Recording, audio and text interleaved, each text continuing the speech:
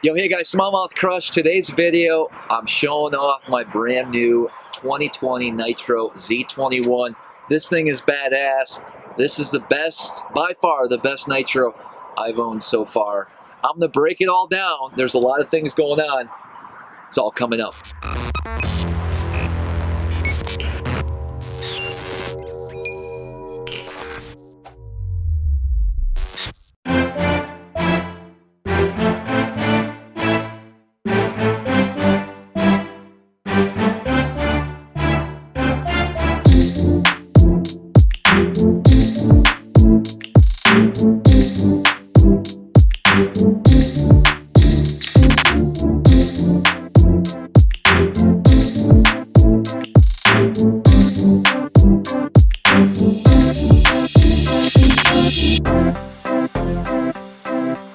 Alright, so here it is, the beast.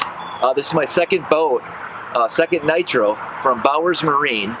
They're located near Reading, Pennsylvania, and you can find their information in the link below. So any of the products, any of the add-ons that I'm going to be talking about, if I can find a link, I'm going to have that in the description below. So if you guys want to learn a little bit more information about how I have this boat set up, you can take a look at those links, and hopefully this video will really give you a good idea of what the Nitro, as far as a bass boat, has to offer, as well as some of my ideas and some different things that I've done based off of my experience with Nitro in the past to make sure, you know, I have a worry-free fishing season. Well guys, there's a lot I want to talk about with this boat. Let's start with the trailer, and then we will work around the boat, and then we'll get into details. Standard trailer comes with it. It's got the step up, which is awesome. Getting in and out of the boat is so much easier with some sort of ladder. I had that on my old boat, so nothing new there. I added these steps. Really inexpensive compared to some of the other ones that are out there. Now there's some manufacturers that will actually make a collapsible one, I believe. I didn't mind it. It doesn't seem like it's going to get in my way too much, but it's going to be really helpful to be able to just get up onto the boat, or just get up here and get into a compartment with that step-up system. So this year I decided not to get the upgraded tires and rims. So the low profile rims look awesome. They make the boat really stick out. My previous boat, and I'll show a clip here in the background, was, you know, all black, low profile tires. But guess what? You cannot hit a curb. You gotta be extra careful. And I don't have the time anymore, you know, to deal with that. And so this year, and to save money, I didn't go with the upgrade. I just went with the original tire package that it comes with, and they look great. There's some black in the rim still, and then chrome, but the tires aren't as thin as the ones last year. Of course, it also has the tie-down straps that come with it. So the back of the trailer, a little change for 2020. It's got the end for Nitro on the tail lights. So if we take a look at the motor, I'm running a Mercury Pro XS 250. I've always ran Mercury, that's all I'll ever run. We tricked it out a little bit. We went with the blue.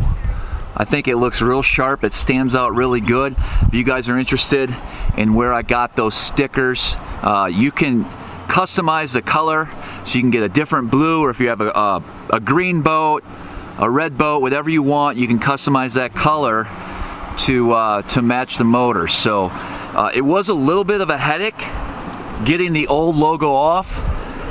I started this project at about 4 p.m.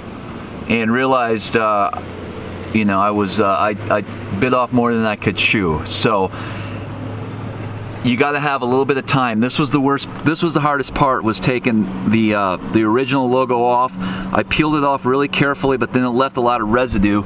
So I had to use like a goop type of remover, and literally spent a good couple hours putting these new decals on. And then of course the stripes on the motor, the blue accent here, that was all redone. So I use these T&H Marine motor sticks to support the motor. It says Mercury, or if you have another motor, you flip it. I just put blue tape That way I can quickly see, okay, the blue part here is the part that goes onto the motor, and then the motor itself rests on those two. A real nice, simple way to hold your motor in place. I went with this gator back. They're real heavy duty. The problem with these, I found in colder temperatures, so if you have a 40-degree morning or whatnot, like we had this past week, this rubber gets really hard and can be a little pain to get off, but it's not moving. A lot of these that I've used in the past, you run down the road and they'll start coming loose, or after time, one end will come off like this, and the next thing you know, your motor's turned. So this really does help keep that supported properly for me. See here, we also went with the 12-inch Atlas jack plate. And so here's something new for this year. It's called the Leash. TheLeash.net is where you can pick up this device here. And what it is a safety device. If you ever hit anything with your motor, your lower unit, as you're running down the lake, there's times when it can break, can completely off the jack plate, these bolts can break, and some reason, I guess it has to do with physics, this motor, any motor, as you're moving forward and you come to a complete stop by hitting something and it breaks your bolts, these motors have been known to flip back into the boat. And so you literally will have guys that have gotten beat up pretty bad by their motor. So all this does is it stays out of the way, it's mounted on, it doesn't come off, and it's just some added protection. After seeing some of the videos and some of the people that were running them talk about them, I decided, hey, it's a smart thing. We spend $300 on a good life jacket and safety equipment. What's one more piece of the puzzle? So safety is a big concern, and I just feel a lot better having this on the back of my motor, making sure that motor's not going to flip up on me. I encourage everybody to get one of these. Should almost be mandatory. It's not like you're probably ever going to need it. Hopefully you don't, but if you did, you're going to be very thankful that you have that on the back of your motor. Now, a couple things I did when I installed this is I realized that they have a coating on this cable, but I didn't want it to rub on the motor. So what I did was I put some padding, some sticky padding, at the spots where that would actually rub on the motor. And so it's just some added protection, just making sure that doesn't scratch the motor in any way. And so far it's been holding up. And so that's actually going to be the theme here as we do the walk around of this boat. You're going to see some areas I took some extra precaution, because in the past I've had experience with things rubbing on the fiberglass and just not making it look as attractive as I would like. So for instance, this casing right here for all the wires, I've noticed in my past boats that it would rub up against this and just cause, some marks. And so again, I put some padding down, some sticky padding that's going to help protect that from this hose rubbing up against your fiberglass. So about 2 weeks in, I noticed that the padding I bought from, I believe it was Lowe's or Home Depot, just wasn't doing its job. And so I went on Amazon and ordered some thicker padding, which I will try to find and put in the description. And then I also found a neoprene sleeve with a zipper that I can put around that cable just to give it more protection, because the last thing I want is scuff marks on my motor. So I think this is the perfect setup for the Leash. This system on my old boat as well. This is a transducer shield and saver. The description is in the link below on these. These are going to save a lot of hassle, a lot of transducer repairs. So basically this just secures my transducers that I'm using at the back of the boat to my jack plate, and it has a protective case that surrounds that transducer to hold them in place. So this one here is my Garmin, and if we look here on the starboard side is going to be my Humminbird, and it fits perfectly to that Atlas jack plate and these things aren't going anywhere. You know, you hit a stump or you back up into something. It's just some extra protection to your transducers. So another item is going to be the power poles. I have 10-foot blades on my boat. I feel that that 10-foot blade is just going to help me a little bit more. Even with today's trolling motors where you have spot lock and you can position in the same spot, I really feel that the waters I fish, a lot of times it's that 6 to 10 foot range, and sometimes there's some good wave action, so it's up and down. That 10-foot power pole is going to hold me just a little bit better than an 8-foot. So I think it's a northern thing. Some of the bigger, deeper bodies of water that I fish, I really, really like the 10-footers on there, and it's not that much bigger than the 8. But I've been using power poles on all of my bass boats since I've ever owned a bass boat, and I love them. Customer service is #1. I love the dudes that work there, and I would never run another shallow water anchoring system other than the power pole. I love it. So if we jump up to the back here and open the back compartment, you're going to see that it's nice back here. Very clean. All the wires are tucked away.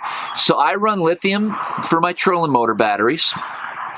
I'm using the Bass Boat Technologies metal trays for my battery trays because the plastic ones, I don't feel confident in the plastic trays. T&H Marine, I use their buckle system, their metal buckle system for my batteries. I'm not going to trust a plastic strap. So those are mandatory for my boats. You see here we have a prop holder, so I might put my spare prop right there if I choose to. And then I have a big starting battery, an X2 power AGM for my starting battery, and then I'm just waiting for my other battery to come in here, which will go here, and that's going to actually run all my electronics because I beefed it up a little bit this year when it comes to the electronic game, and I was really worried about, even though this X2 power AGM is pretty good, I don't think it's going to allow me to run my pumps, run my live wells, power poles, and graphs, and make sure I start the motor, especially if I'm sitting in a spot, you know, for 6, 7, 8 hours during a tournament. So we're going to have one that's designated strictly to start the boat, run my pumps, run my power poles, and then the battery over here is going to be strictly for my graphs. You can see back here I have my power pole pumps. I just took the time to label them. So one pump starboard, the other one's port, just so I know if I ever have an issue I can just look back and see which pump is which. And then the cool thing back here, if you guys can see that, that's my charging system. So that's the power pole charge system, which is really interesting. I'm excited to run that this year, and I'll let you guys know what I think about it. But right now, everything seems to be awesome as far as the capabilities of that charge system. So the charge system's a little bit different than a standard battery charger. So normally this boat, you could order it with a 4-bank battery charger. The power pole charge allows me to charge all my batteries. So if you had all AGMs, you could use that. If you had AGMs and lithiums, you could use it. If you had all lithiums, you could use it. So it's a multi-purpose charging system that also charges and moves energy from power from one battery to the next. So if my starting battery dies or is getting low, it can draw from my lithiums, which blows my mind, to start that boat in an emergency. It can also, if my trolling motor batteries are going low, can pull power from my starting battery to get me through the day. So it's a really neat system that I can't wait to report back on. I ran this boat a few times. I've used it. It's charged my batteries quickly, you know, under 5 hours. All my batteries, starting batteries and lithiums, are ready to go for the next day. So I can't wait to see how this thing works out. So here's something I did with all my compartments, because I've noticed in my last boat that I would get, even these trays would rub on the fiberglass around the opening of this compartment, and then this lid would rub on it, and it would put, you know, scuff marks in the fiberglass. So what I did was I actually used some automotive clear heavy-duty tape. I guess they use that tape to put around doors, and it helps with door dings and things like that. So I taped the inside of all my compartments in this boat, and then I put some sticky weather strips along the edge that's padded. That's just going to allow that to rest on there and not scratch up the fiberglass. It really, really bothered me last year having those marks in that boat, and I was just like, man, I need to find a solution. So I'm hoping that this holds up.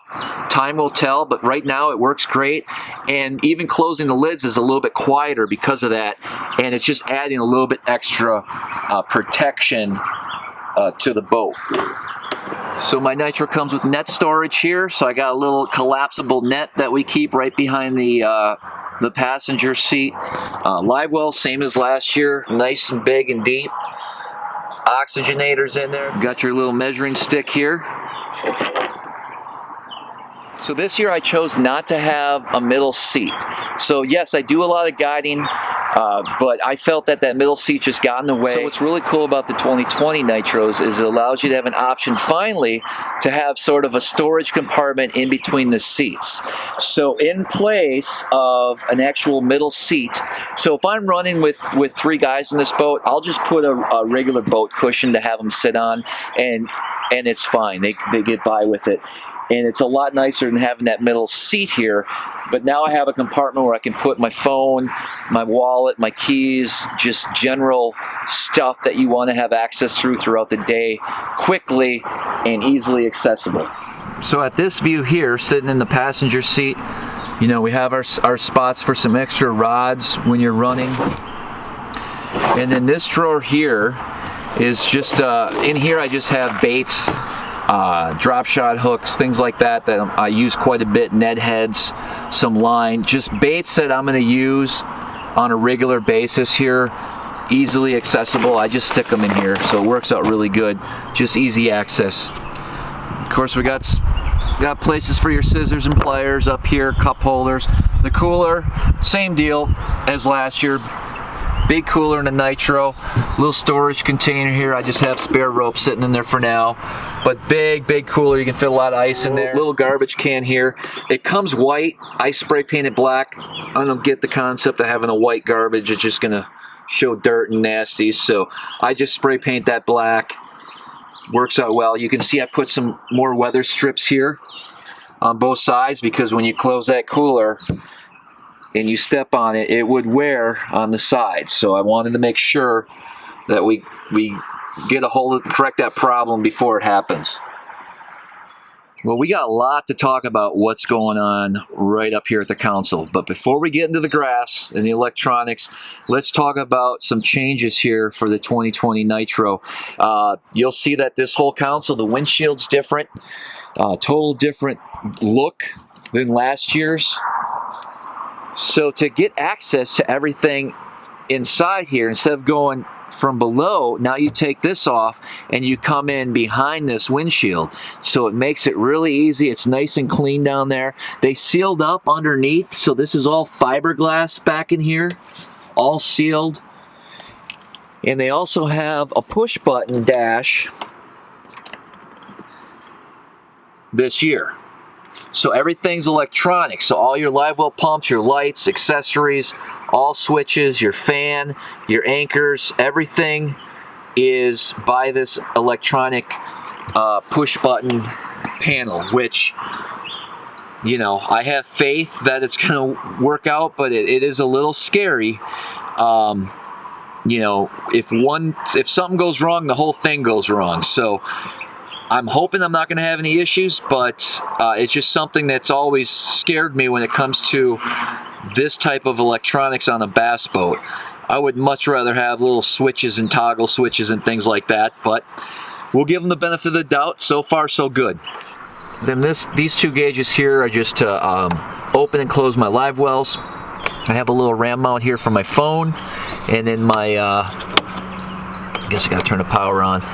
Oxygenators are right here too. I do have my power pull button here. My 2 power pull buttons at the front of the boat have not arrived yet, but I'm probably going to just place them right here when they do come in. So as far as rod holders, storage, we can pop this lid open. You can see again, I put the weather strips protecting this along the edges of it. I took out the rod tubes. So inside here, there's some rod tubes that comes with the boat. I prefer to use rod socks and these rod gloves, and I can fit, well, I own about 26 bait casting rod and reel combos, and then I own 12 spinning rod combos, and I can fit all of those rods in this box. So putting the rod sleeves and the rod gloves is going to help protect your reels, and then just keep everything organized, and it'll just allow you to stack them. And I have a little system in here on my spinning rods, so I have 2 bands, which tells me that that is a medium. And then if I have a 1-bander, that's a medium light on my spinning. And then black socks for the spinning and blue for the bait casters. And I kind of line them up based on the rods I think I'll be using that day. So some of the rods I might not use, they're going to be at the bottom of this, and the rods I'm going to use more than likely are going to be at the top. But I just found that I could put a lot more rods in this compartment if I take out that rod tube. So pretty standard here, just the 2 compartments. Can use for tackle. At this moment they're empty. Got my rain gear in there, light jackets in here, and then this one here is where I keep a majority of my tackle gets stored right here in this compartment. But I can put boxes 3700 deep, so I can put the shallow boxes in there. And I use the Bass Mafia bags a lot, so all my chatterbaits and whatnot are in one bag, labeled by size and color. So everything's pretty easy access to it. Just a nice little storage system. It's very efficient. I can get to whatever and see whatever I need in there. And on this side's just a variety of stuff. So we got some life jackets. We got this little pole here that we're going to talk about in a little bit. Toolboxes are in here. Fire extinguishers. Just some random, I don't even know. Pull it out. Okay, so we got a spotlight in there. I got my emergency battery jumper in here. Got some extra line, lure retriever, things like that. And then here we got sunglasses, extra sunglasses. I got my chips. I got all the different licenses from where I fish. Notebook, first aid kit. I just keep all that in these bags and stuff them in there. Hey, well, that wasn't so bad. Fairly quick, but we are running out of daylight. I want to talk about my electronics because there's a couple cool things going on with that. So I'm going to wrap this up right now, and we'll get back to you guys here in the next day or 2. And last but not least with this boat is I want to talk about my electronics. So I use Bass Boat Technologies for the dual console setup as well as the dual setup at the bow. So this is my second boat with Bass Boat Technologies. You just make really good mounts, very high quality, durable, sturdy mounts, and these units aren't going anywhere. But I chose with this boat to go with a Humminbird Helix 12, and then I also went with a Garmin, the EchoMap 126. So I have a Garmin here, and I have the Humminbird, and then at the bow of the boat I have 2 Garmins. And what this is going to allow me to do, I really like the mapping. So Garmin's mapping's decent on certain bodies of water, but not everywhere. And Humminbird, as long as you have the Lake Master chip for that body of water, I think the detail's unbelievable. So I really prefer the mapping on Humminbird. The side image with the Mega doesn't compare to anything out there. So I really like to be able to use my Humminbird for side image. Now, for 2D standard sonar, Humminbird sucks. I can't believe people actually, what's the word I'm looking for? So when you use 2D with Humminbird, it's very difficult for me to distinguish fish, distinguish the size. It just doesn't make sense. So I prefer the mapping as well as the side image with the Humminbird. When it comes to 2D traditional sonar, Garmin is where it's at for me. I have a very hard time feeling confident enough when I'm offshore looking for fish with my Humminbirds. I don't like it. I don't like it one bit. Remember, there's a lot of pros that run Humminbirds, and side image, great. But my opinion, those guys are doing themselves a disfavor when they're fishing deep water utilizing the 2D technology found in Humminbird. So that's why I run two different units. Now I also do like the live scope. So I have a live scope here at the console, which I'll show you what I do there. And then I also have two live scopes at the bow of the boat. One would be perspective view or forward, and one would always be set on down. And again, that helps me when I'm fishing offshore quite a bit. So that's why I went with two Garmins this year at the bow, and then one Garmin here at the console. So this mount is from Fishing Specialties, fishingspecialties.com. And again, I'm going to try to link everything I can in the description of this video for you guys. But what this allows me to do is actually have a live scope at my console. So if I'm idling, or if I'm even just stationary and I want to put a live scope right here at the console, I'm able to take a look and see what kind of structure, if there's any fish all around my boat, just with this device right here. So it's really neat. I guide a lot, so a lot of times I'm here at the console or in the back of the boat with the remote, working the graph. So of course I can see what they're seeing on the graph is exactly, I can set it up so I can see it here at the console. But I can also just sit here and look for fish, look for structure while I'm looking here at my graphs at the console. Another good thing is if you're scanning under docks, things like that, this comes in handy. And then when you take off, I just simply pull it up from the mount and I can set it on the floor, or I have it right here in my rod locker box. So it's real efficient and simple. So here's a quick little tip to help you guys whenever you're rigging electronics. So when I got my electronics, I got it before the boat came, and I took everything out of the package and I labeled them. I color coded. So bow number 2 is green, bow number 1 is red, console is blue. I used tape like this, and I taped all the areas where the cords would go into a battery or go into the device here, the GLS-10.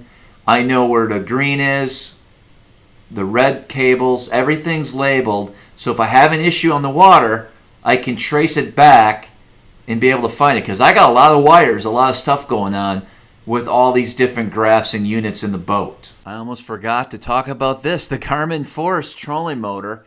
Super excited. I've never used a trolling motor that's as quiet as this, that's as fast as this, and it seems very reliable and well built. So I'm going to be putting it to the test this year, and I will let you guys know how it turns out. The only thing I did differently was I added the Ninja trolling motor grass blade to help me around vegetation. I also have a prop made by Garmin that's built for vegetation as well.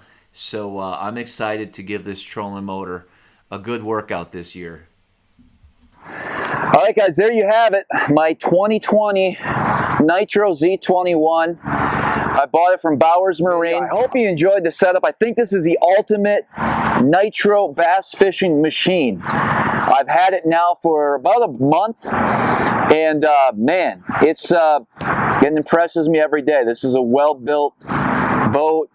and it's set up perfect. I don't know if I would make any changes from what I've originally designed and planned when I built this boat. I think it's perfect. Well, hey guys, if you just stumbled upon my channel, we do a lot of bass fishing tournament videos as well as how-to techniques. We do a live stream, so we got all kinds of stuff.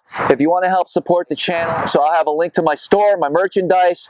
We just got a bunch of buffs in, so Smallmouth buffs. We're selling them dirt cheap, okay? I'm not trying to make a lot of money, but it will help support the channel if you guys are digging this video. If you could subscribe and pick up a buff or two, that always helps. So let me know in the comments below what you think about this Nitro. I think it's a beast. And as always, until next time, we'll see you guys on the water.